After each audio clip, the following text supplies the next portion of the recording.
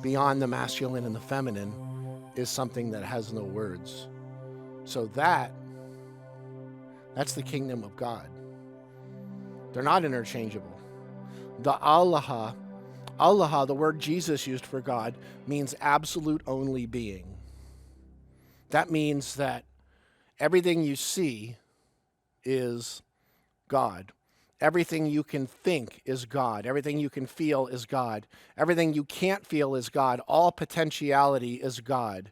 Everything that's ever been manifest is God. Anything that's never been manifest nor ever could be manifest is God. See, we think of God as a unity of all the puzzle pieces coming together. And there's some kind of, like, I'll say, people, this is the way people told me as a 7-year-old, and I resisted it immediately. They were like, well, God's everywhere present. I'm like, okay, what does that mean? They're like, well, in every point of space, God is there. Okay, what does that mean? If God is everywhere, what are you telling me? Even as a 7-year-old, I knew what they were saying. God is all that exists. Then people say, well, what about hell and evil and all that other stuff, darkness?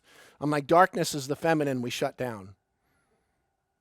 Evil and or the idea of hell is that false mask persona I create for the world. And when that's incongruent and askew with my divine nature, I experience the fire of a God that is only its own light. There is no such thing as the fire of hell. The fire of hell is us resisting the light of God, which is the only light that is. How do you resist it?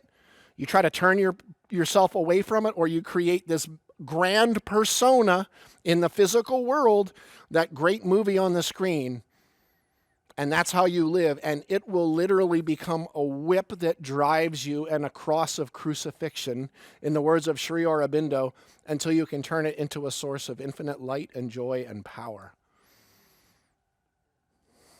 And that's what the cross was. People think the cross is about a guy hanging on a stick. Let's be blunt.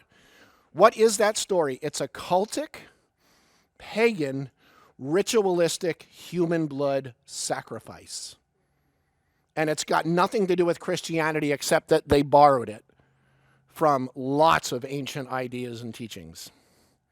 How do we know that? Because they told us that they were borrowing it, especially somebody like Constantine at the Council of Nicaea. He left his notes, my friends.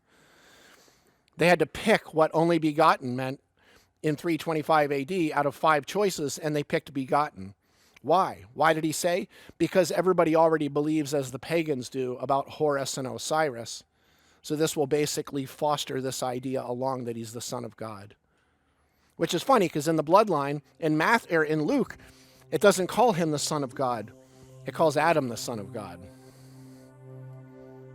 What? Oh, no, don't start me.